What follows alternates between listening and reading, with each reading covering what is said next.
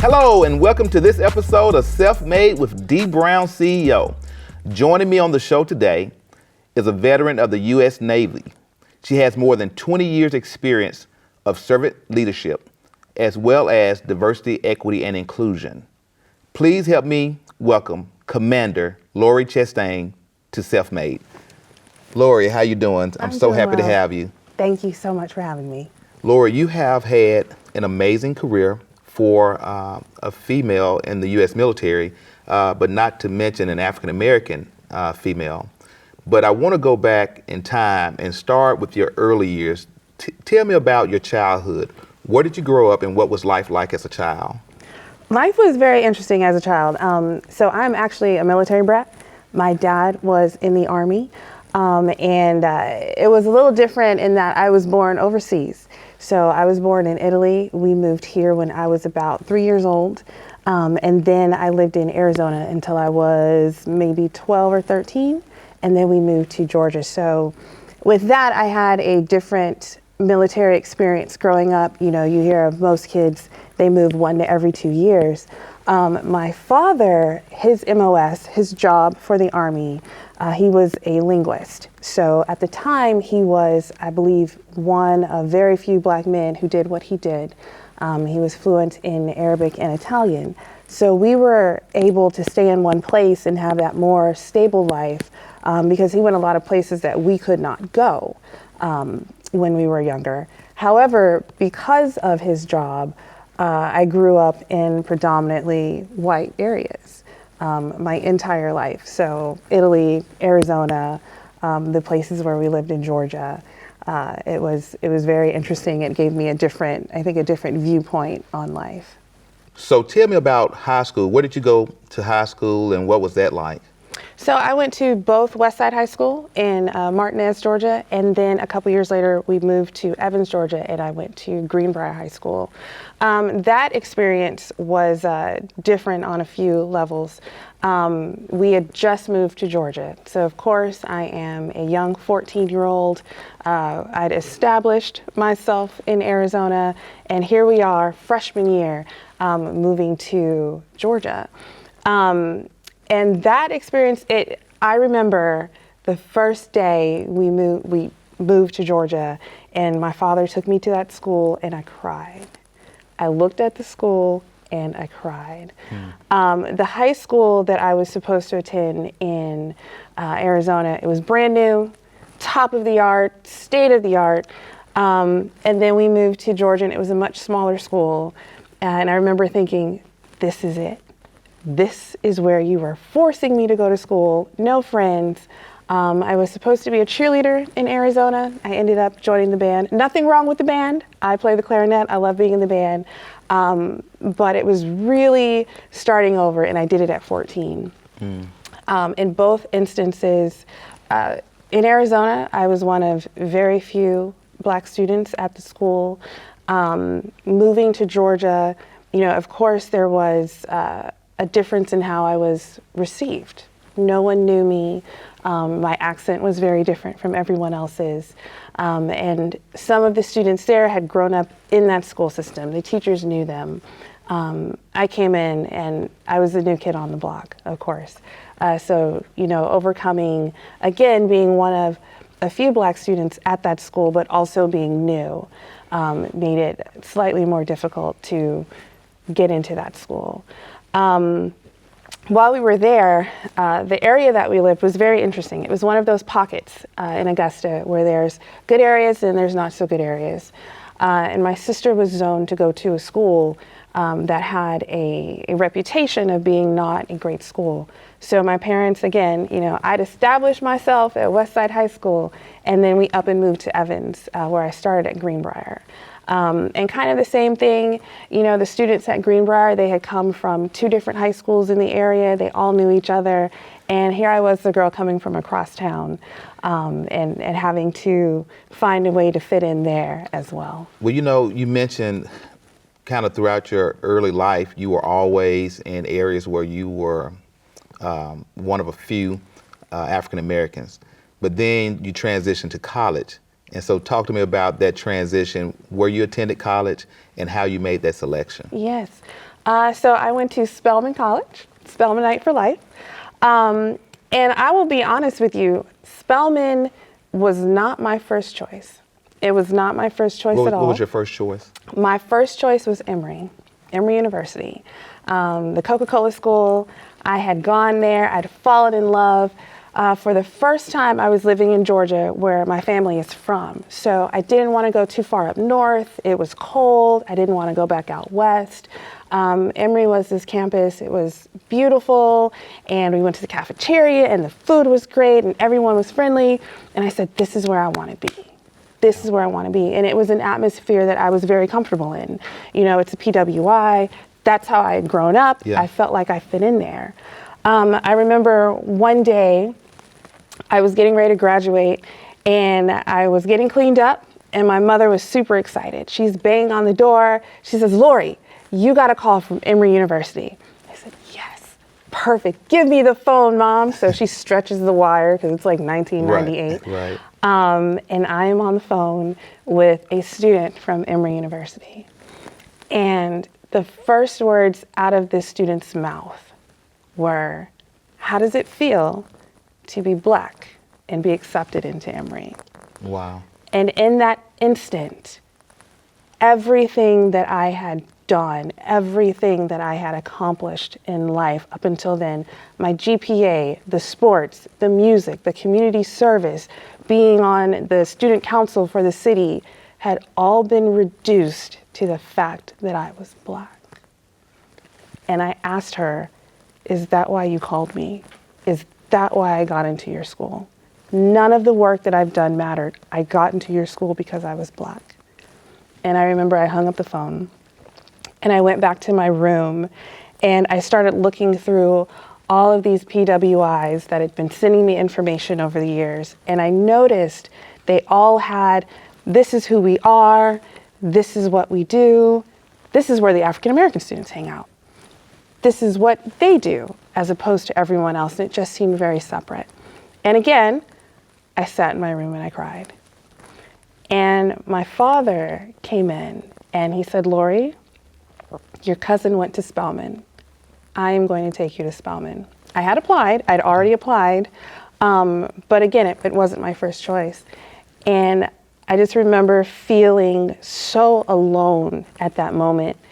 And I said, sure, Dad, you know, I'm willing to try anything. So let me ask you this question. So how did you make a decision to go into the military? Because you are a high-ranking officer. So how did you get to that, on that path? So I'd always wanted to join the military. Again, with my dad being in the Army, we have a long history of the Bowles family serving in the military on both sides, so the Bowles and the Gardners, the Odoms. My dad was in the military. My grandmother was in the Army. She met my grandfather in the Army during World War II. So I knew that that is what I wanted to do with my life. I felt like that was my calling from a very young age. And I ended up deciding to go to Spelman after we did that visit, and I felt like I was coming home. Then I had to fund a way to go to Spelman. And I had, you know, the ROTC scholarships, the Reserve Officer Training Corps, and I got to choose between the Army and the Navy. At the time, and granted, this is over a quarter of a century ago, the Navy scholarship was a better offer than the Army, so I went with the Navy scholarship. I also wanted to give it to my dad that much since he was in the Army. That was a joke. I love you, Dad.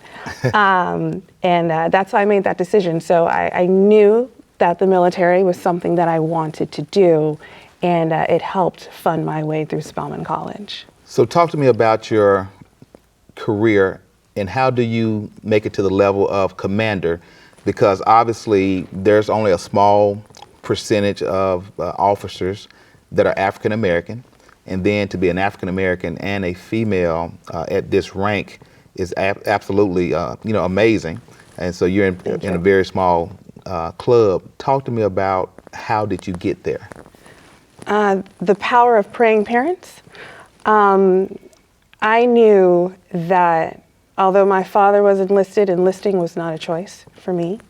And I had nothing against enlisted personnel.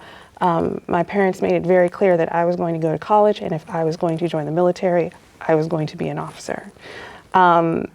I don't know if at the time, I don't know if anyone understood the gravity of what that was, especially in my family where, everyone who served had been enlisted.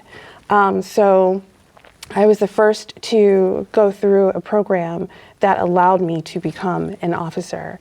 And from the moment that I joined the Reserve Officer Training Corps, I had to work hard. And I knew I had to work hard, and I knew I had to work harder than everyone else. I had to outrun the guys. I had to outsmart the guys. I had to outperform the guys on every level. And thankfully, with my Command Sergeant Major Daddy, he made sure I was ready to do that. So I got there, and I did what I knew how to do. I performed.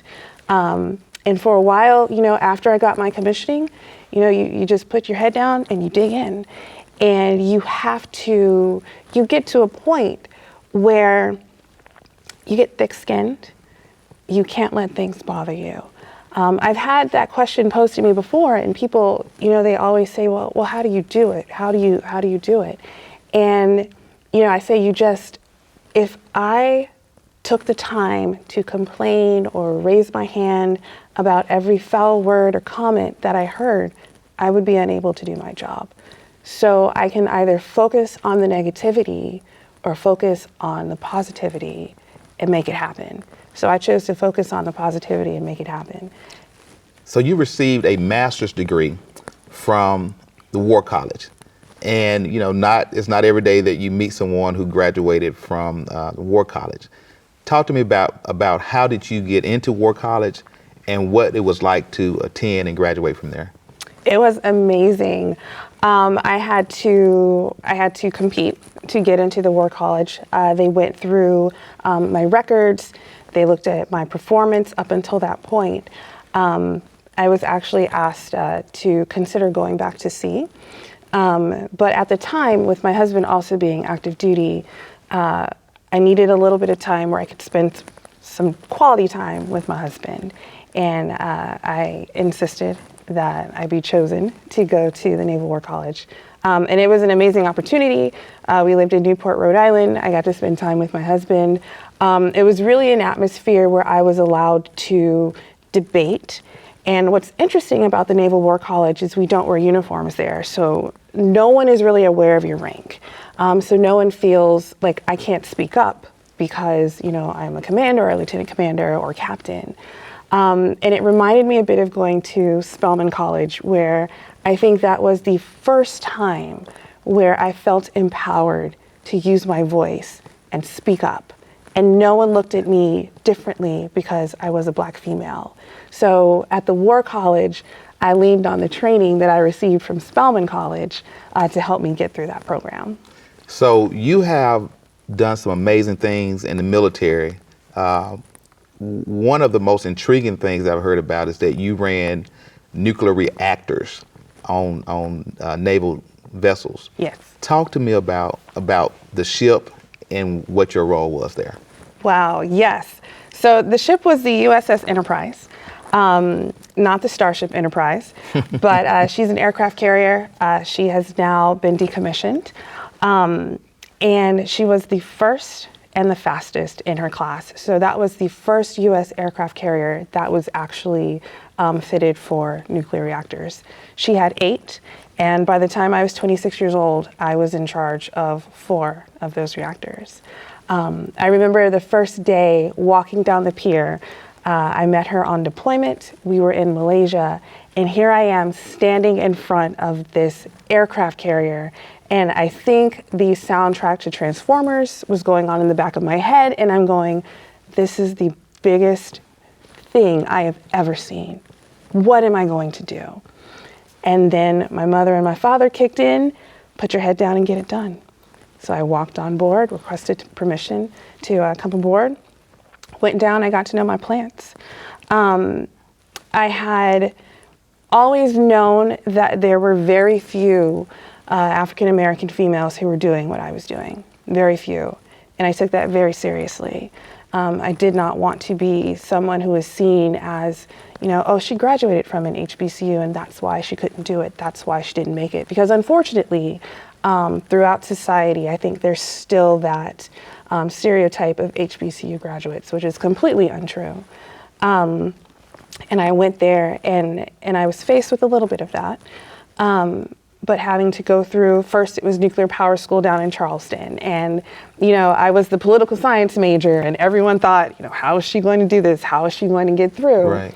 I think oftentimes as an African-American female, we get undercut. We don't have the same expectations in a positive way placed on us that males do.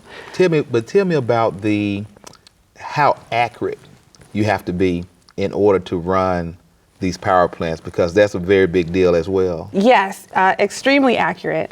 So I was the reactor controls division officer. So I was in charge of all of the electronic side of the reactors and making sure that the systems were calibrated correctly, because what ends up happening in nuclear power, everything is based on differentials and exponents. So if you are looking at a number and it's supposed to go out to 4 decimal places, if you are off by 1 decimal place, well, and just to break it down very simply, right, if you're looking at 10 kilowatts and you're supposed to be starting up your systems at 10 kilowatts of power, well, now you're off a decimal place. So now that's 1,000 kilowatts, 10,000 kilowatts, 100,000 kilowatts. And before you know it, you're in a very bad situation that no one wants to be in. Yeah. So it was literally my job. When we would shut down those reactors, they would just bring me books of calculations. And I would have to go through encyclopedias and do all the calculations, make sure they were all accurate, make sure they were correct, make sure, if someone else had looked at them, make sure that they had done those calculations accurately as well, to prevent a nuclear incident. And that is, for us in the Navy, that is so important, because what a lot of people don't realize, the Navy is actually the only organization in America that is allowed to operate nuclear reactors outside of the Department of Energy. And that is all due to our people, our training, and our accuracy in what we do. Now, currently you are stationed at the Pentagon. Yes. Where you are a deputy director, is Yes. that correct? Talk to me about your role there. So right now, it's the deputy branch head of what we call our performance to plan team. We have another performance to serve, not related. And what we do, we have a team of personnel. It's very interesting and it's very unique. So myself and my direct boss, we are the only military personnel on our team. The rest of our team, they're all government contractors. And we go in and we take a look at how the Navy writ large is operating, and we try and find inefficiencies. We call them levers, different levers that we can pull to change the outcome. Right. We're trying to think more of our operations monetarily. Previously it was more of a standard. If you do something well over here, then you're going to get a great outcome over here. Well, what was that great outcome, and how much did that outcome cost? And did anyone think about that before we got there? So we actually go in and we try to find areas where we can operate, more efficiently. If we can save money, that's a plus. It helps to think of it in terms of Lean Six for the military, for the Navy, and that's what my team does now. So do this for me. Tell me about, you've been on a number of deployments. What is one of the most, memorable incidents that have occurred during your deployment? Wow, there are so many to choose from. I think one of the most memorable would be probably the one that shaped me the most. I was very young in my career. I was an ensign. I think I'd been in the Navy less than a year, maybe right at a year. And we were deployed to Indonesia for the 2004 tsunami. And I distinctly remember we were on deployment, and it was over Christmas, and we were in this place called Kowloon, near Hong Kong. And it is a party town. And we were out, we were young, we were all partying, and someone says, you know, we're dancing, hey, did you hear about the tsunami in Indonesia? We're like, yeah, that's terrible. And another one of my counterparts says, isn't one of the missions of the Navy humanitarian service? And we were all so young and we're partying. We're like, I don't know, maybe. Yeah. The next day, we are back on board the ship and we're getting ready to get underway.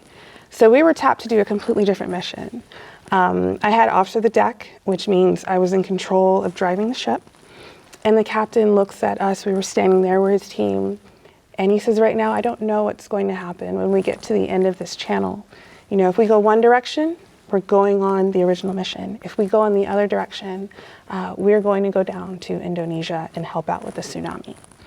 And we're all standing there going, oh, this is that humanitarian service thing, okay. Sure enough, we get to the end of the channel and we went in the other direction. So all of a sudden, here I am, 24 years old, heading down to Indonesia. Have no idea what I'm going to see. We are getting training on our way down on how to drive a ship in the event that another earthquake comes and another tsunami and more waves, and how do we respond to keep our crew safe. We are getting trained on, you know, the mental aspects and to prepare yourself mentally for what we may see, i.e. the dead bodies from what had just happened. And we were actually second on station. We were escorting the Ronald Reagan at the time it was the Lincoln, into the area. And the first time I saw one of the victims of the tsunami, I did not realize what it was.